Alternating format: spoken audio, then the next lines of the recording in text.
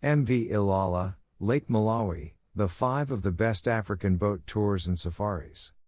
As the third largest of Africa's Great Lakes, Lake Malawi, in the Malawi area, is a popular destination for watersports, fishing and relaxing at the beach. The MV Ilala is a local icon, providing a ferry service that traverses the length of the lake once a week, stopping at various points along the way. You can disembark anywhere you like, including the lovely Likoma Island, or ride the ferry all the way back to its starting point at Monkey Bay.